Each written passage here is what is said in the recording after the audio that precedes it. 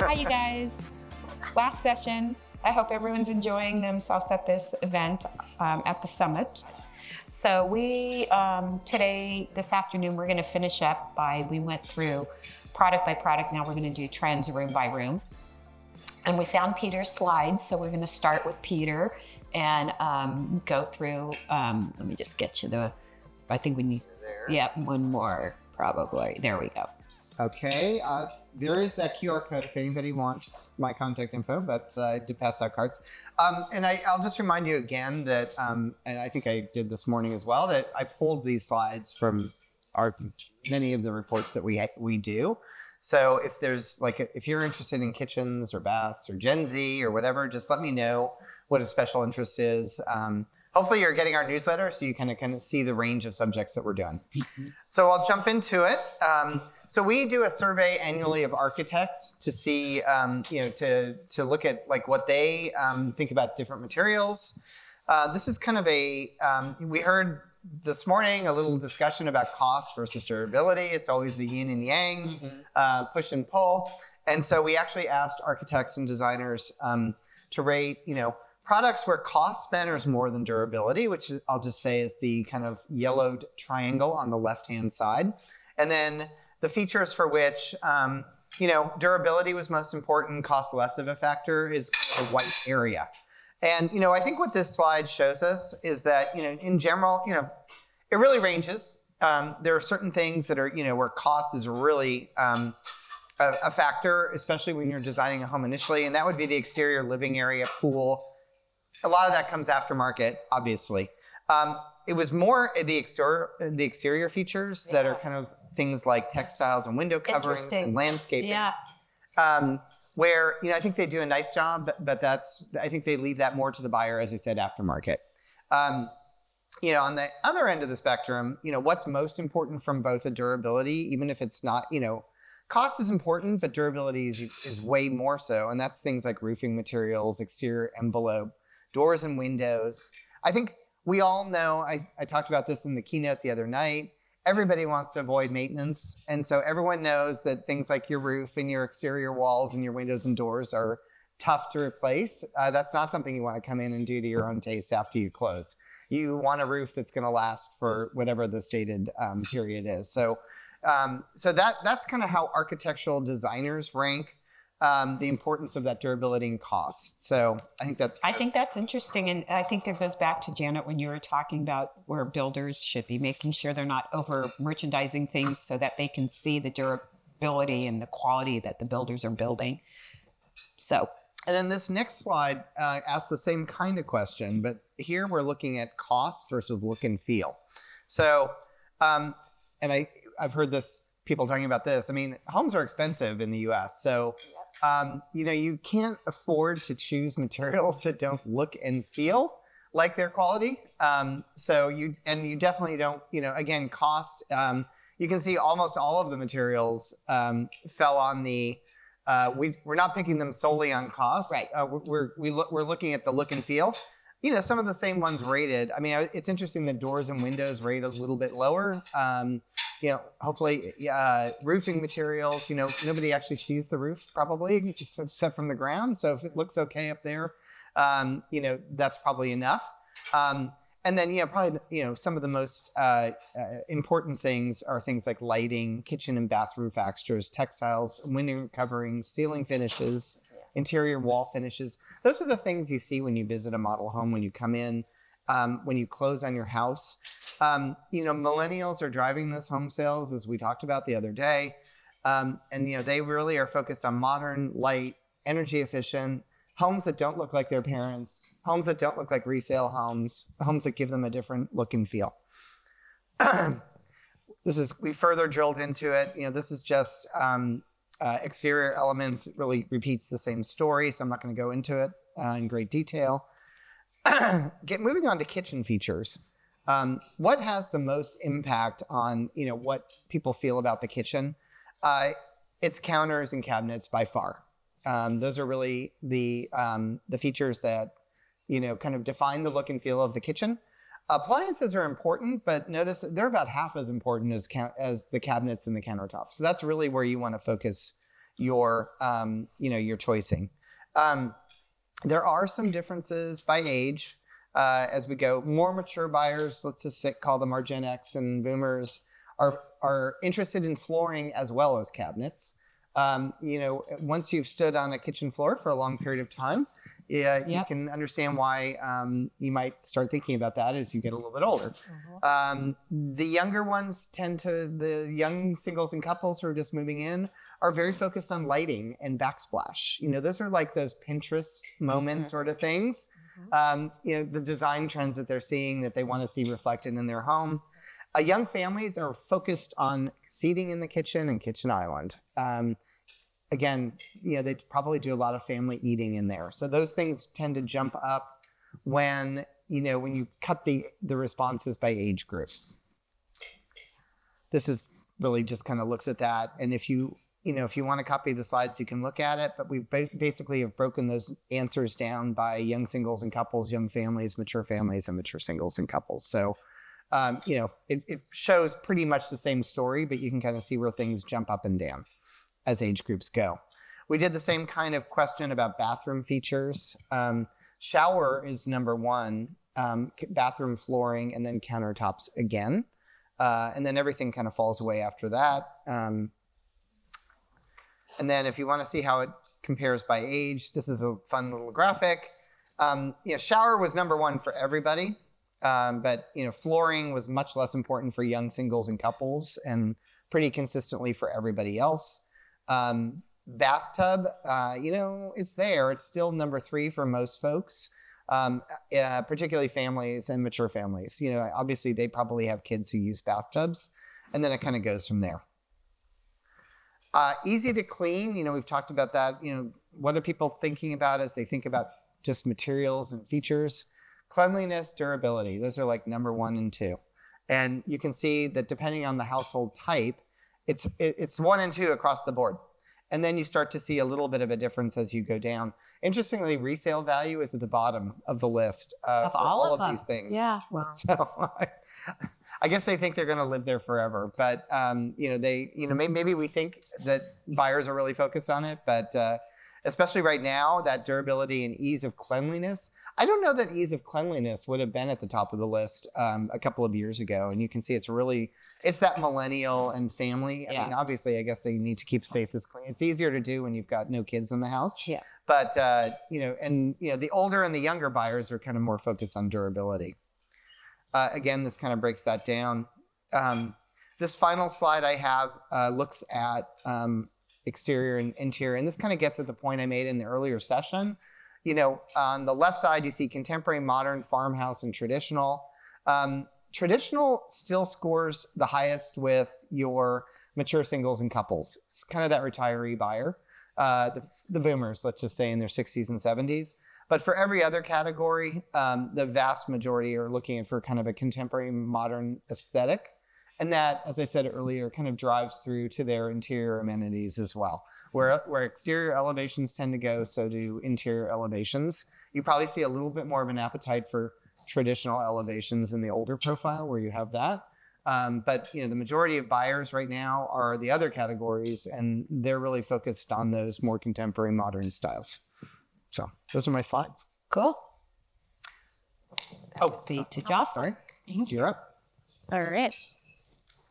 So this is all kind of ties into what we were talking about earlier today and what Peter was just talking about. So just a couple slides here on what we're seeing in our market. We've seen a big push away from all white kitchens. So we are really heavy into oak. And even the oak color tone has really changed. We started, a couple years ago with kind of that more yellow, bright oak, and now it's a little bit more muted. At first, people were kind of just wanting it on their islands and their, stair railings and things like that. And now people are asking for it, on the full perimeter, and then incorporating in this model, we did black. This has been a huge success for us. Everybody, it's an award-winning home, judged by our peers. And so many comments about how that trend has just really resonated. Have you guys, and I don't know if this is just a regional thing or if kind of everybody is seeing this, where like the perimeters are now going to more of the oak, or not even oak, just wood tone. Yes, warmer wood tones is what I think we're seeing. I'm seeing that. Yeah. Very good. Yeah. Yes. So, so then the other photo is, so that's edgecomb gray, and that perimeter is. So it's kind of hard to tell here, but it looks kind of white, but it's not white. It is a little warmer. And that, this again was another award-winning home for us. And we've had so many clients come in and duplicate this in whatever floor plan they're building. You know, we always encourage our buyers, go through, you know, our different models and see the different selections in the homes to just see which one feels like you. And so they'll take pictures, and then when they meet with our designers, they'll say, hey, we loved the, you know, the selections in the primrose. And people have replicated this a lot. Again, we've got, you know, the edgecomb gray on the perimeter, and then we've got the oak on the island. And do you do the ceiling detail that you have above the island? That's awesome. So that is just the floor on the ceiling. Yep. It's super basic, but it works. No, it's great. It's great if you're offering it. And it goes together, so we like Yeah. that. Yeah, I love that. You're seeing the light wall. Yes. Yep. A lot of times we'll just pair, like in this, I believe it is edgecomb on the walls as well. Then you just don't have that conflicting between, I can't remember what's on the wall on the other one, but yeah. Yeah, just a light. We're kind of stuck in the middle of the grayish moving to beige. We're kind of playing with it a little bit. I was telling Peter earlier, we tried going a little too beige in one house, and we were like, nope. So we just try different things. Yeah, I think we're kind of all been stuck in that. Yeah. But that's where I was saying earlier, we're starting to see some dark woods now. Yes. Some dark cabinetry and things like that. It was just earlier this, probably about 6 weeks ago, I started seeing it. I'm like, okay. And we're in the Midwest, so it's going to take us about a year to catch up to you guys on the coast. Yes, I know. we're a little slow. Yeah. So another thing, you mentioned countertops. So we are still seeing waterfall islands all day long. They're not cheap, but people love it. It just feels like almost a piece of furniture in their home. And it's just a big wow factor. People come in and they're like, ooh, look at that. Look at that island. Are you seeing real stone versus engineered? We do quartz. We pretty much primarily do quartz. Okay. Yep. Yeah. Not a lot of requests for anything else. I think we offer a fair variety. And so I think most people are just happy with what they see and go with that. I don't think it's harder to maintain because real stone is from the mountain and it's supposed to look like real stone, but we are seeing a lot of real stone coming back and less of the quartz. It's probably more from some of the problems we were experiencing with quartz. When I was at the Irvine company, we only sold quartz pretty much with that buyer profile. They wanted less movement. They wanted solid surface. So that's really, we were really into the quartz. And then what happened is we also sold very high BTU upgrades on the cooking. So they were having wok cooking and things like that. Ends up it melted. It's not meant to be around the hot heat. So an island's great with but it was melting and it could not be replaced as easily as they said. You could just replace a piece. It will always match. And so it was not happening. And I learned about that first in Southern California, then when I was in Arizona, and then as well as Las Vegas. Okay. And so we're now trying to keep the high heat out of the kitchen area. So the perimeter, wherever your stove would be cooking on, especially if you're cooking with gas, I would, the seams were starting to come apart. Okay. Yeah. So just letting you know. But so I'm sorry. It was happening in the high heat areas of the house. So in the kitchen, so we were, so in Irvine, that's a very Asian Indian profile that's out there. And so they cook a lot on the wok cooking in the high heat. They also they did not want the natural stone. They didn't mind paying for the natural stone. They don't like movement. So they were really into the quartz because it was much more put together. And so, but the high heat, as we rolled into 8 years in, customer service was like, holy shit, what did we do? Right? These are all burning. Yeah. So that's what we have found. Very similar to LVP as well. Just going to let you know that some of the original LVP that came out, the high heat was not good for it either. It was. No, it is. And, so, we got all the new stuff. And then 8 years later in customer service, like, you guys are killing me. What are you doing? So it's just, so I like the quartz product, but probably more in the bathrooms now or on an island where there's no cooking. Yeah. So we haven't run into that. Thank God. No. Remember, you're a year behind. Yeah. Or a year and a half behind. Exactly. So just keeping on with the kitchen trends for us, we like doing, beams when we can, just a little accent. One thing that's really, we do a lot is accented wood hoods. I love them. They look great. Yeah, thank you. It's kind of a fun way. So these are some kind of our more expensive homes, but we do the same thing in our, mid 4s to mid 5s.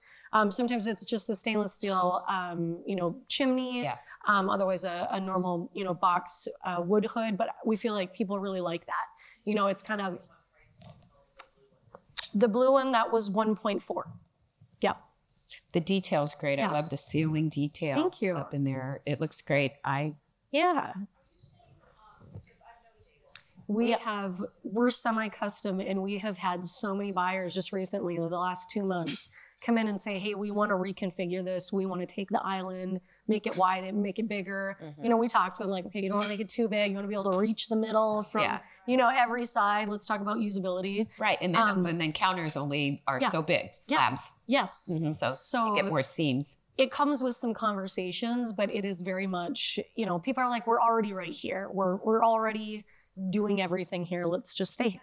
Like, still be part of everything. Yeah. We had for a while. Did you guys see like 2 islands in houses? Yep.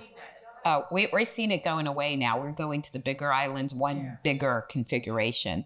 And then especially on the remodel side, people are taking the 2 islands out and they're doing one reconfigured island that they can sit around and do everything there. Yeah. Right. I was just noticing, though, that people have been taking out the second islands, and that was kind of a trend for a while to add the second. Yep, definitely was. Yeah. They take up a lot of room. Well, I know. I mean, it's a very imposing use of space. Yeah, it is. Definitely. So another thing that we've seen recently, this was kind of a shock to me, was the 2-story spaces are really coming back.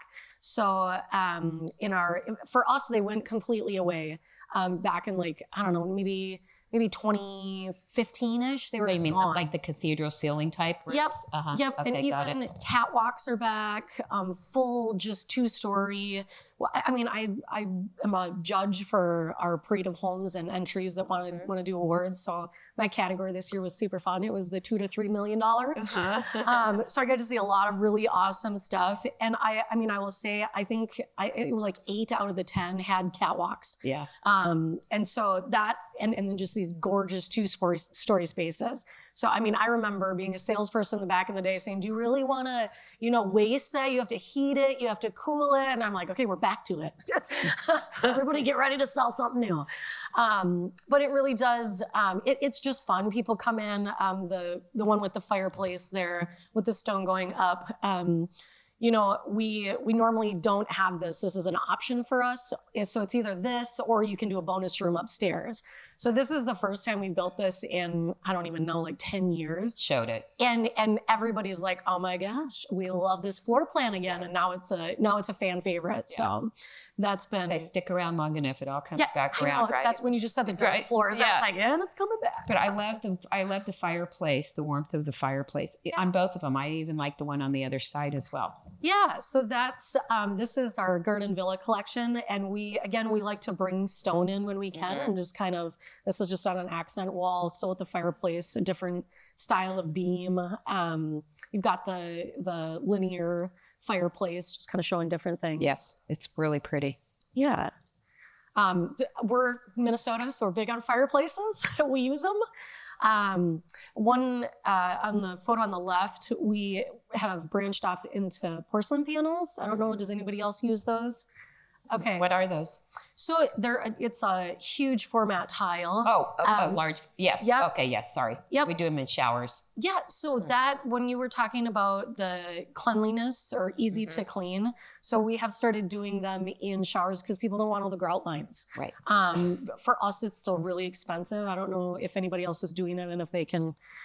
It's expensive. It's just so expensive, but it looks just stunning, and it really is. There's like 3 grout lines in the entire shower versus all the tiny little grout It's lines. really labor intensive is what it is, just carrying the tiles in. Yeah. That's where when I was at Dow Tile for their presentation, that's where they have their new surface and they're recommending it in the shower. Yeah. It doesn't create bacteria. Yeah. So here's just one application where we do it, but we've also started with showers. So kind of accessory rooms. This is theater rooms. Again, back in the day, I feel like we were doing them all the time. And then they completely went away and now suddenly they're back. We actually were a little bit behind the game about a year ago, and all of our competition all of a sudden started doing theater rooms. Everyone's like, why aren't you guys doing theater rooms? And I was like, okay, we're doing theater rooms now. Yeah, we have so many movie theaters closing that people are doing their own in their house. Yeah, and this is actually our first one we've done in a long time. We did get everything like painted right now. I'm just realizing the photos have like the white covers that we've all been talking about. Those all got painted to blend in with the ceiling and stuff. But yeah, it was, we're seeing these, we do a lot of sport courts. That has, I think from the start of Robert Thomas Homes, forever, we'll probably always do sport courts. That's just one of the things we're known for, and people love that. That's awesome. I don't know if that's a common thing. It could just be because, we're outside for 3 months of the year and the rest we're just cold. So Is that like an inside basketball court? Yes, it is. Or like a pickleball. All the way back to a free throw line, the whole thing. People can pick different floors. Yeah. We can do, logos and stuff like that. We've had people, actually we just had a great couple. They're boomers, retired, no kids, but they're building a Rambler, gorgeous, main level, finished lower level, huge sport court for their grandkids. And then when they use it, they're going to turn it into a pickleball court. Yep. So, so it's fun to watch how, people will be like, oh, you have a sport court, let's turn it into X. Yeah. So that's been pretty fun. Wet rooms. This is really big for us. People love this. It's definitely, whenever somebody wants to do it, they want the marble look. Hopefully the next time we do it, we'll do it with the porcelain panels. But this is just where your shower and your freestanding tub are together, full glass everywhere.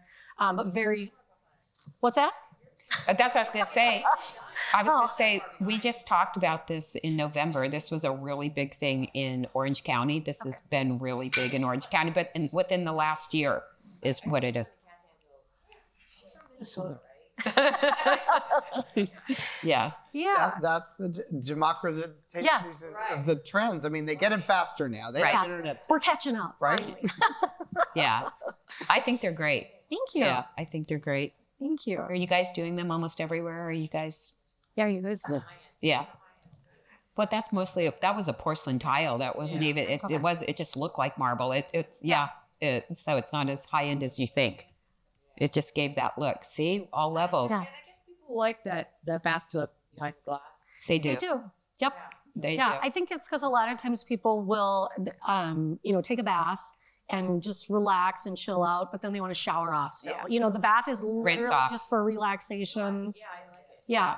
It feels Well, especially that bathtub that usually floats in the middle of the room somewhere, right? Yeah, in between two vanities. Remember there was a window and like, it was like, okay, who designed this? No one's, right. So. Yes. Right. I agree. Absolutely. I agree as well. It's like being in a sauna. Yeah. Yep. I believe we do not. I believe there should be a few inches between the top and down. I can't. Not in the shower itself. We will in the bathroom definitely, but not in the shower itself. No. But there should be, I don't think I have the picture. The picture doesn't really show it. Maybe kind of on the left. I don't know. There should be, it's held down from the ceiling a little bit. Yeah, I can see the top. I can see the little Yep. trim, the finish. And then porches. Anything from 3-season to 4-season porches. The one on the left is it is a 3-season, but and I didn't mention this on the fireplace with the porcelain tiles. That was a 2-sided fireplace that goes into this porch. So people really just love that. There's 2 doors on the opposite sides, and just what's yeah, it's we really focus on this. I think we've talked a lot about the integrating the indoors and outdoors. In our climate, it is kind of hard just because we never know what we're going to get. It could be snowing, in May. Could be raining. One never knows. So we kind of have to build accordingly. But yeah, I think that's it. I think that's what we've got. Yeah. And there are no session highlights. No, we were just all talking about that, of what that is. And I was going to ask some questions. So let's talk about garages, because I think Peter and I kind of talked a little bit about this. Are you seeing anything with the sizes of the garages, Peter, that you guys were looking at? 3-car versus 2-car versus the tandem? I think there are 3 things you have to think about. What is your price point that you're targeting? What is your location? How car dependent an area is it? And then how many bedrooms are there in the house? It would be silly to have a 1-car garage on a 6-bedroom house, obviously. Yeah. So those are 3 things to think about. And when I say price point, I also mean just your buyer.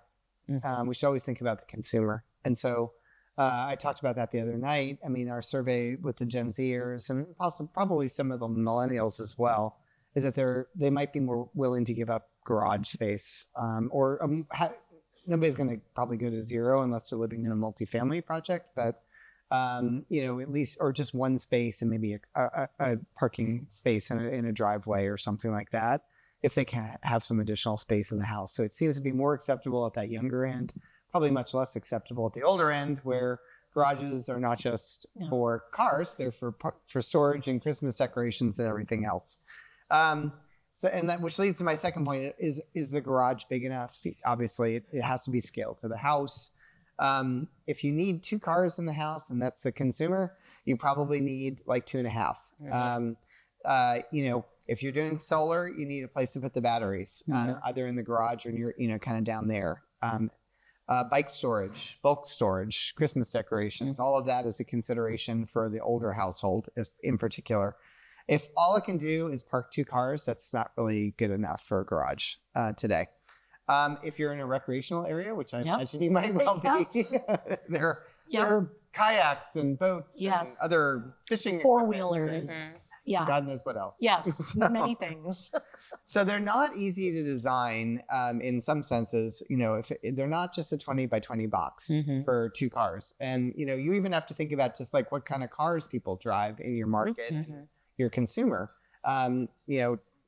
if they're all truck drivers, they're not going to fit in a standard garage. So those are all the considerations. Yeah. And I would say absolutely to all those things. Yeah. Even in some of our entry level homes, we thought we could get away with 2-car garages, but because of the location and just literally the buyer profile, they're like, no, I want a 4-car garage. Yeah. I want a $400,000 house. I don't really care what is in the house, but I want a 4-car garage because I've got a 4-wheeler or a golf cart or toys. Yes, all the things. I have seen a number of projects in the Phoenix market in particular where you've got very small move down retiree houses. Yeah. They've got 4 cars and one of them might even be an RV storage. Yeah, absolutely. So, just like it looks bigger than the house. And then are you guys doing that too? And at your design studios, are you offering garage options to enhance the garage? Oh man, no, I mean like the interiors, like to put in cabinetry and flooring, garage flooring. Yeah. We were selling them in every house. There was very few houses that did not have an epoxy floor as well as cabinetry and kind of the racking systems that we did on top for storage. Yep. For that. So I just didn't know what's out there. How about you guys? I was just thinking that one of the Yeah, some of that technology innovation has to be accommodated in different ways than it Right. before. Right. So, okay. How about, let's see, consumers had bedrooms to meet family needs. Are they using them for offices still? Are you still see, because I know like I work from home. So I have an office in my house, but my youngest son is hybrid. So he's in his house 2 days a week, working from home, and then 3 days a week he's in the office. So either one. No. Numbers. You go first. No. I'll just say, I mean, in surveys, the majority of people want a place for a home office, a logical spot for a home office. It does not need to be a secondary bedroom. Secondary bedrooms can be too big for home offices, or people don't want to give up a bedroom. So like just a space. Yes. So it's okay to have a 5x8 alcove or a space to work. That's kind of that 8.5 to 9x10 space is good. And there's a lot of ways that you kind of accommodate that to your room. Older buyers love to see a connection to the outdoors in particular. I think younger buyers are a little less picky. Yeah. Yeah, we do. We see that a lot. I love low voltage and everything and having everything wired. But the truth is by the time our buyers, no matter which section they're in, even in the luxury section, they're like, you know what? Everything is so Bluetooth. Yeah. And it changes so frequently. It's like, I'm going to run wires there. And what if I never put anything there? It's kind of that scenario. So we offer it. Not a lot of people take a lot of it, and not a lot of people spend a lot, even when they do take it. Not like they used to. So, I think it seems like evolution has shifted from builders putting the tech in for the buyer to letting them, just wiring it or making it possible for them to do whatever they want down the road. Because you don't know, technology is changing constantly. And so what you put in today that seems like it's the state of the art is probably not in 2 or 3 years down the road. It's actually too late, probably. Yep. Yeah, exactly. Correct. Got something else going. Like a tech tube, from the lower level through the attic, so that later, if they ever want to come, like there's that, so the low volt or whoever needs to use that, they can use that and come back in. So that's really kind of saved, us any headaches later on, because that's there. So yeah, and then one other thought that our team said to remind everybody is about tech closets. Ideally centralize them in the house. Don't put them in the garage. Yeah. What part of the house has the thickest walls? Yeah. It's the garage, which challenges Wi-Fi connectivity. So do putting it near anything appliances that generate a lot of electricity. Refrigerators, signal blockers, electric panels, anything that is already pulling a lot of electricity can interfere with your Wi-Fi signal. So just be thoughtful about that so that it covers the whole house as easily as possible. And it's funny because I work with a lot of designers that do the remodels, and they are all putting them somewhere in the house as well. They are making space in their design as they're remodeling. Yeah, because garage walls have to be thicker. Right. So you're kind of defeating your purpose. Absolutely. Yeah. So interesting. Did you have something to add on? For offices? Yes. Yeah. So I remembered. Yeah. So we definitely have, people want offices in our market. From, our range of collections, in the higher end, they're looking for a larger office, even on our entry level, mid 4s, they want an office. We have, 4 floor plans in that collection, and the 3 that have an office, even if it is a pocket office. So again, like you said, not a whole thing, just something small that they're happy with that. Yeah. I can be on here, I can be on Zoom, still look professional, and, have my space. For floor plans where we don't offer an office, usually we try and tell them, whether it's our stagers or our designers, saying, this is where you could put, a desk on the main living. Right. They want that. Not a lot of people want an office upstairs or down in the lower level either. They want to be on the main. So, yeah. Okay. Cool. Let me see if I have any other notes that I made.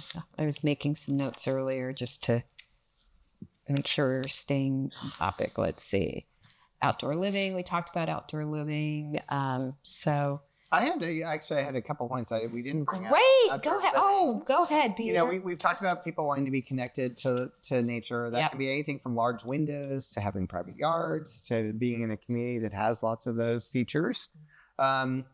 Consumers are okay with courtyard, front yard, backyard, side yard. They're okay with all of it. Slight preference probably for backyard. I'm not talking about wooded locations. But and especially in places like California, that kind of outdoor front courtyard or more traditional neighborhood layout, that can be okay. You have to think about, again, what's available in the community. If there's a lot going on in the community, smaller yards are going to be more acceptable places to go recreate and socialize. And then don't over design the backyard, especially as yard sizes have gotten. Again, not you, but smaller. Yard sizes are small, and so they're going to be a balance. We all want to live outdoors, but we don't want a deck that takes up the entire available space either. Yeah. So yeah. You step in the pool from the sliding door. Exactly. So you can don't overdo the backyard, and right size your deck area to like what people can comfortably use. And leave some spaces for planting and pets and other things that might need to go on in a ever smaller backyard in most markets. Yeah, I think that's great. I think even what you just said with the deck, not making it too large, making it maintainable. Yeah.